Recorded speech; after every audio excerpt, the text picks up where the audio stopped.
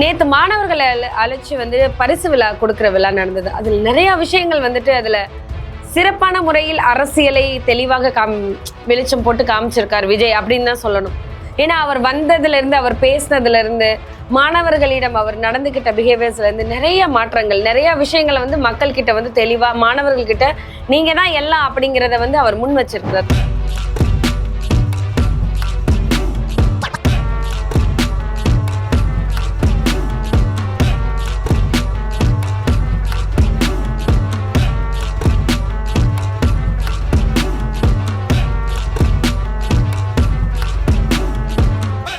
இப்போ விஜயோட அரசியல் அப்படின்னு பார்க்கும்போது பார்த்தீங்கன்னா ரொம்ப முக்கியமாக நம்ம என்ன இதுலேருந்து புரிஞ்சுக்கணும்னா, சரியான இடத்துல இருந்து தொடங்கியிருக்காரு. அவரோட அரசியல் பாதையை வந்து சரியான இடத்துல இருந்து தொடங்கியிருக்கிறாரு. மாணவர்களை வச்சு அவர் தொடங்கியிருக்காரு. கல்வியை முன்னிலைப்படுத்தி தொடங்கியிருக்காரு.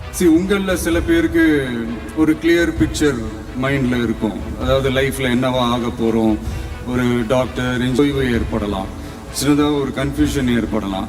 அவங்க எல்லாருக்குமே நான் சொல்லிக்கிறது என்னென்னா, எல்லா துறையுமே நல்ல துறை தாங்க. நீங்கள் எதை தேர்ந்தெடுக்கிறீங்களோ அதில் உங்களுடைய முழு ஈடுபாட்டோட உங்களுடைய 100% உழைப்பை போட்டிங்கன்னா அது யாராக இருந்தாலுமே வெற்றி நிச்சயம்தான். விஜயோட அரசியல் பயணம் அப்படின்னு பார்க்கும்போது நம்ம என்ன புரிஞ்சுக்கணும்னா, கண்டிப்பா விஜயோட அரசியல் வருகை என்பது திமுகவிற்கு, முதலமைச்சர் ஸ்டாலினுக்கு, அப்புறம் நம்முடைய அமைச்சர் உதயநிதி ஸ்டாலினுக்கு, எல்லா கட்சிகளுக்குமே ஒரு பெரிய ஒரு அதிர்ச்சி தான். ஒரு அதிர்ச்சின்றதை கடந்து ஒரு தாக்கத்தை ஏற்படுத்தும் கண்டிப்பா. இன்னொரு விஷயம் நீங்க கவனிச்சு பாத்தீங்களா என்னன்னு தெரியல, போன வருஷம் இதே பரிசளிப்பு விழா நடக்கும்போது ஒரு ஊனமற்ற சிறுவன் பக்கத்துல போய் உட்கார்ந்தாரு. அவன் வரைஞ்சு கொடுத்த படத்தை வந்து கொஞ்ச நேரம் பார்த்துட்டே இருந்தாரு. அவனையும் பார்த்தாரு, கண் கலங்கினாரு. ஆனா இந்த வருஷம் நாங்குநேரியில வெட்டுப்பட்ட மாணவன், அந்த மாணவன் பக்கத்துல போய் விரைவிரன் யோசிக்கவே இல்லை, போனவன அந்த மாணவன் பக்கத்துல போய் உட்கார்ந்தாரு. அது ஒரு விஷயம் சொல்ற மாதிரி இருந்தது. பயப்படாத, நான் இருக்கேன் அப்படின்னு சொல்ற மாதிரி இருந்தது.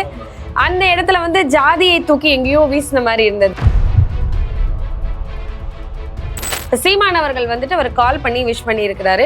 அதுல அவர்கிட்ட கேட்குறாங்க, இது ஒரு கூட்டணிக்கான ஒரு சின்ன விஷயமா எடுத்துக்கலாமா அப்படின்னு.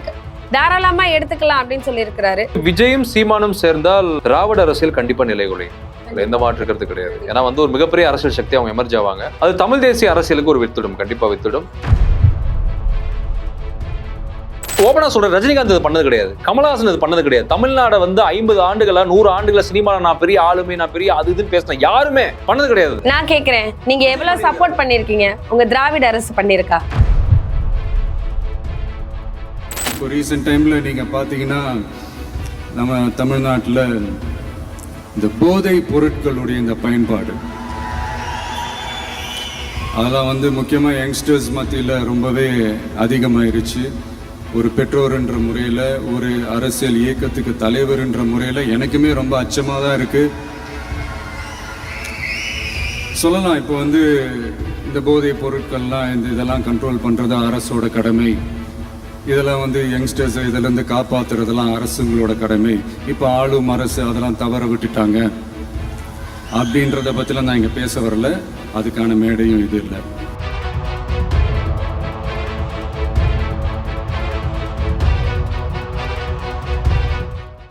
வணக்கம் காஸ்ட்ரோ.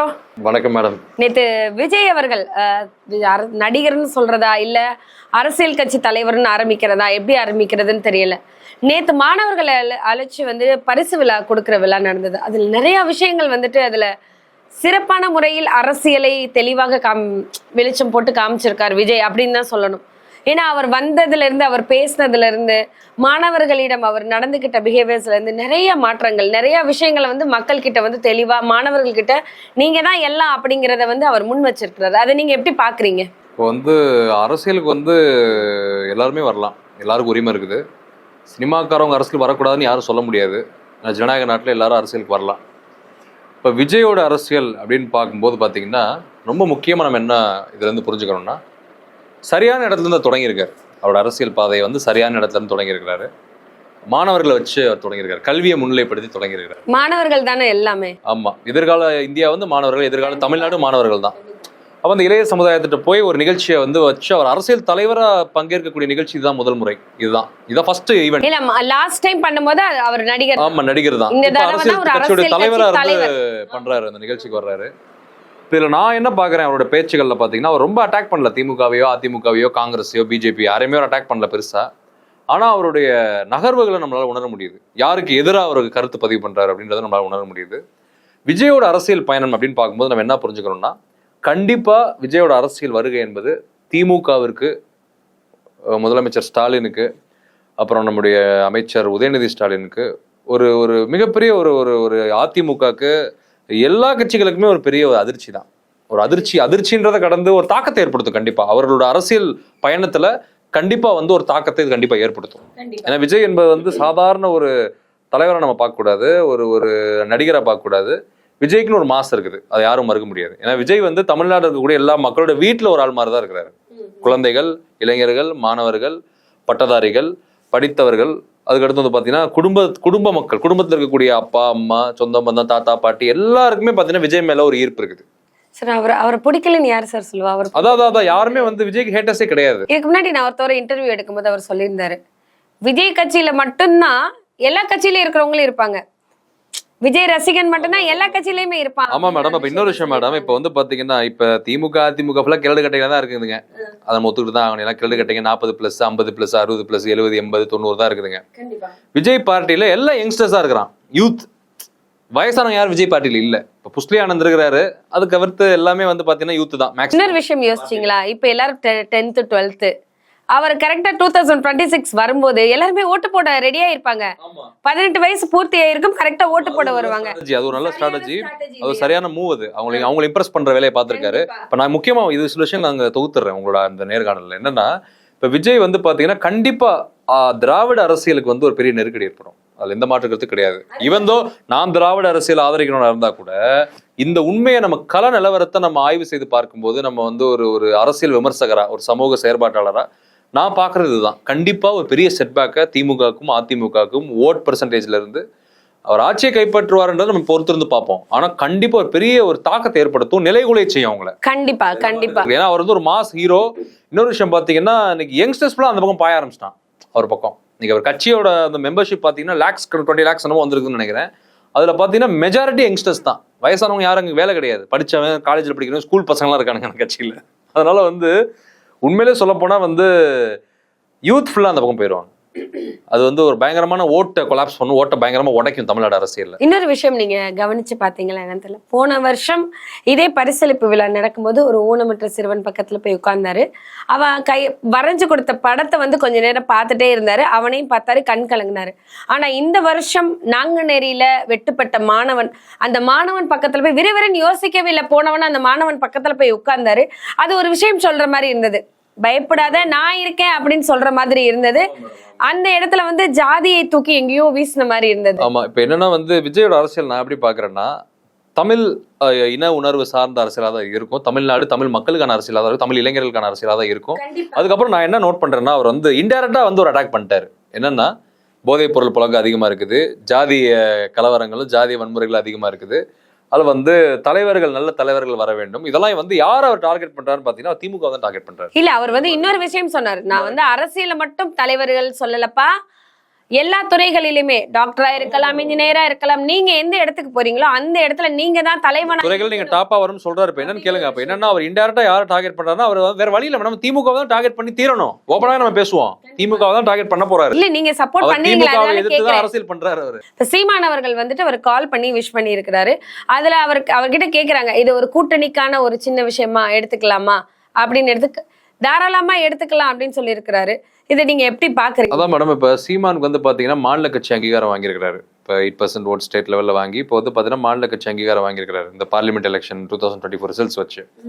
அப்போ வந்து விஜயும் சீமானும் சேர்ந்தால் திராவிட அரசியல் கண்டிப்பா நிலைகுலையும், எந்த மாற்று கருத்து கிடையாது. ஏன்னா வந்து ஒரு மிகப்பெரிய அரசியல் சக்தி அவங்க எமர்ஜ் ஆவாங்க. அது தமிழ் தேசிய அரசியலுக்கு ஒரு வித்துடும், கண்டிப்பா வித்துடும்.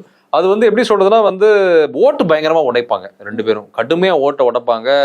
அதிமுக இப்ப முடிஞ்சு, அவ்வளவுதான். இனிமேல் அதிமுக வந்து எதிர்காலமும் கிடையாது, நிகழ்காலமும் கிடையாது, மொத்தமா முடிஞ்சுது. அது வந்து சிங்கிங் ஷிப், அது வந்து மூழ்கிற கப்பல் மாதிரி ஆயிடுச்சு.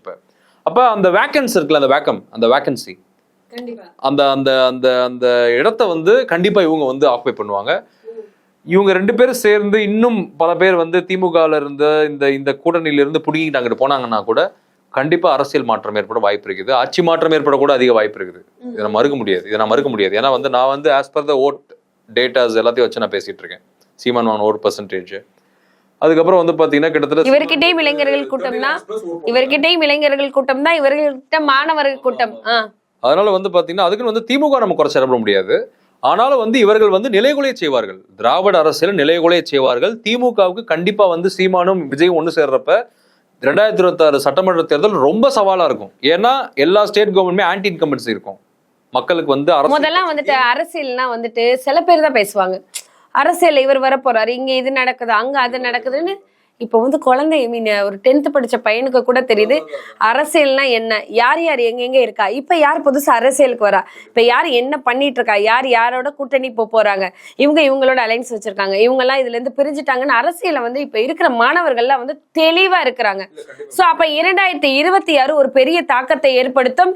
முதலாம் வந்து அடிச்சு சொல்லலாம் இந்த கட்சி தான் ஜெயிக்கும், இந்த கட்சி தான் ஜெயிக்கும்னு அடிச்சு சொல்லலாம். இப்ப இருக்கிற நிலைப்பாட்டுல அடிச்செல்லாம் சொல்ல முடியாது. இவர் வருவார், அவர் வருவார்னு எந்த நேரத்திலையும் மாற்றம் அதான் மேடம், இப்ப ஆளுங்கட்சிக்கு எதிரான மனநிலை மக்கள் மத்தியில இருக்கும். அப்ப என்ன ஆகும், சப்போஸ் அந்த மாதிரியான மனநிலை இன்னும் உச்சபட்சத்துக்கு இந்த ரெண்டு வருடத்துல வந்து திமுக ஆட்சி கொண்டு போய் நிறுத்திருச்சுன்னா கண்டிப்பா மக்கள் மாற்றத்தை விரும்பினாங்கன்னு வச்சுக்கோங்களேன். யாரும் எடப்பாடி பழனிசாமி, ஓ பன்னீர்செல்வம் அதிமுக பக்கம் போக மாட்டாங்க. எல்லாம் விஜய் பக்கம் தான் வருவாங்க, சீமான் பக்கம் தான் வருவாங்க. அதுவும் இவங்க கூட்டணி சேர்ந்துட்டாங்கன்னா ஆட்சி அமைக்க கூட வாய்ப்பு இருக்கு.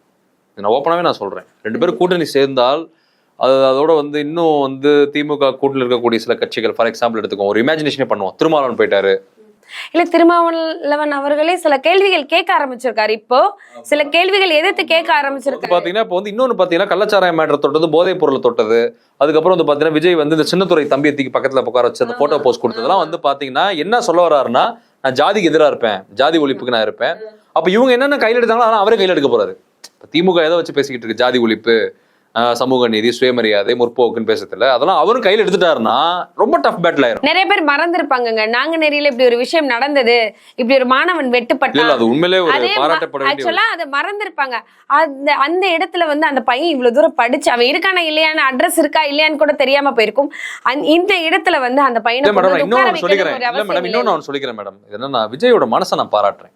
அவங்களுக்கு நகைகள்லாம் கொடுத்து நல்ல ஒரு எக்ஸ்பென்சிவ் கிஃப்ட்லாம் கொடுத்துருக்காரு, விலை மதிப்புள்ள வைரங்கள்லாம் கொடுத்துருக்காரு. இன்னொரு விஷயம் பாத்தீங்கன்னா நல்ல அறுசுவை உணவு அளிச்சிருக்காரு எல்லாருக்கும். அதுவும் ஒவ்வொரு சட்டமன்ற தொகுதியிலையும் 3 டாப் மாணவர்கள் எடுத்திருக்காரு. உள்ள போகும்போதே வந்துட்டு ஒரு அழகா வந்துட்டு மனசை பாராட்டணும். உள்ள போகும்போதே அழகான ஒரு ஆம்பியன்ஸே பார்த்தா, உள்ள போகும்போதே போன்ஸ் எல்லாம் வாங்கி வச்சு ப்ராப்பரா அவங்கள உள்ள அனுப்பி ப்ராப்பரா வெல் மேனேஜ்டு ஈவென்ட். இன்னொரு விஷயம் பாத்தீங்கன்னா அவரோட மனசை உண்மையிலே வந்து இருக்கிறவங்களுக்கு கொடுக்கறதுக்கு மனசு இருக்காது. கண்டிப்பா கொடுக்கறவங்களுக்கு பணம் இருக்காது, அது அவரோட பணம். கொடுக்கற மனசு இருக்கவங்களுக்கு பணம் இருக்காது. ஆனா இவருக்கு வந்து இந்த அளவுக்கு இறங்கி, இப்போ இது வந்து ஓபனா சொல்ற, ரஜினிகாந்த் இது பண்ணது கிடையாது, கமலஹாசன் இது பண்ணது கிடையாது. தமிழ்நாடு வந்து 50 ஆண்டுகளா 100 ஆண்டுகளா சினிமால நான் பெரிய ஆளுமை, நான் பெரிய அது இதுன்னு பேசினேன், யாருமே பண்ணது கிடையாது. நான் கேக்குறேன், நீங்க எவ்வளவு சப்போர்ட் பண்ணிருக்கீங்க, உங்க திராவிட அரசு பண்ணிருக்கா? இல்ல அது உண்மையிலே பண்ணல மேடம், நான் ஒத்துக்கிறேன். நான் அவர்கள் செய்யாததை விஜய் கண்டிப்பா செஞ்சிருக்காரு, உண்மையில நம்ம பாராட்டணும். எம்ஜிஆர் வந்து பொன்மன செம்மல் நான் பார்ப்பேன். அவர் அரசுல 1000 குறைபாடுகள் இருந்தா கூட அவர் நிறைய வந்து வாரி வழங்கின வல்லல், அதுல எந்த மாற்றம் கிடையாது. எம்ஜிஆருக்கு அந்த நன்மதிப்பு எனக்கு எப்பவுமே இருக்கு எம்ஜிஆர் மேல. அது மாதிரி வந்து எம்ஜிஆருக்கு அடுத்து நான் பார்த்த வரைக்கும் இந்த மாதிரி இறங்கி இப்படி வந்து கொடுக்கக்கூடிய இடத்துக்கு விஜய் உண்மையிலே வந்தது. அப்ப இந்த இடத்துல நம்ம தெரிஞ்சுக்கலாம், சீமான் அண்ணனும் விஜய் அவர்களும் வந்துட்டு இது ஒரு மாற்றம் கொடுக்க போறாங்க. சின்ன நிகழ்ச்சிக்கு இவ்வளவு பண்றவரு, நீங்க அரசியல் அதிகாரத்தை கட்சி கீழே இப்ப ஒண்ணு இல்ல மேடம், நீங்க விஜய் வந்து இன்னும் வந்து இன்னொரு 10 வருஷம் நடிச்சாருன்னா இன்னும் பல ஆயிரம் கோடிகள் சம்பாதிக்க முடியும். அவர் என்ன சொல்லிட்டாரு, நடிக்க மாட்டேன்னு சொல்லிட்டாரு. ஆமா, நடிக்க மாட்டேன்னு. கமலஹாசன் எல்லாம் பாத்தீங்கன்னா எனக்கு ரொம்ப வருத்தம், அரசியலுக்கு வந்துட்டு பிக் பாஸ்க்கு போறது, அந்த படத்துக்கு போறது, இந்த படத்துக்கு போறது, தக் லைஃப்ன்றது, இந்தியன் 2ன்றது, இன்னும் உங்களுக்கு அந்த திரை மோகமோ பண வெறி இருக்குல்ல, கமலஹாசன் இருக்குல்ல, இன்னும் பல கோடிகள் சம்பாதிக்க நினைக்கிறாருல கமலஹாசன். கண்டிப்பா கண்டிப்பா. அது வந்து உண்மையிலே வந்து விஜய் வந்து பாராட்டணும். நான் சினிமாவை குவிட் பண்ண போறேன்ற ஸ்டாண்ட்ன்றது. இன்னொரு விஷயம், அஜித்தோட ரசிகர்களும் விஜய் வந்து அவர் தான் ஓட்டு போடுவாங்க. அஜித் ரசிகர்கள் வந்து அஜித் வரமாட்டார், அரசியலுக்கு வரமாட்டாரு, பொது வாழ்க்கையில் எதுலையும் தட மாட்டாருன்னு தெரியும். அப்ப அஜித்தே விஜய்க்கு தான் போடுவாரு. அப்படிதான் போகும். அப்ப நீங்க பாத்தீங்கன்னா இன்னைக்கு எந்த நடிகர்களும் செய்யாத இன்னைக்கு விஜய் வாரி வழங்கியிருக்கிறாரு. நல்ல ஒரு சின்ன நிகழ்ச்சியா இருந்தா கூட நம்ம அதை நோட் பண்ணணும். அவரோட அந்த கொடுக்குற மனசை, இறங்கி வேலை பார்க்குற மனசு, அதுவும் மாநாடு நடத்த போறாங்க தமிழ்நாடு முழுக்க. கண்டிப்பா வந்து விஜயோட வருகை என்பது தமிழ்நாடு அரசியல் ஒரு மிகப்பெரிய புரட்சி மாற்றத்தை ஏற்படுத்தாரு. இந்த மாற்றத்துக்கு நான் ஒத்துக்கிறேன். திராவிட ஆதரவாளர் இருந்தா கூட நம்ம உண்மையை நம்ம பேசிதான் ஆகணும். கண்டிப்பா. அப்ப வந்து நீங்க இதுல இருந்து என்ன தெரியுதுன்னா, சீமான் அண்ணனும் விஜய் அவர்களும் சேர்ந்து பெரிய மாற்றத்தை கொடுப்பாங்க அப்படின்னு நிறைய பேர் சொல்லிட்டு இருக்காங்க. அது நடக்கும். கண்டிப்பா மேடம், அதுக்கு அதிக வாய்ப்பு இருக்குது.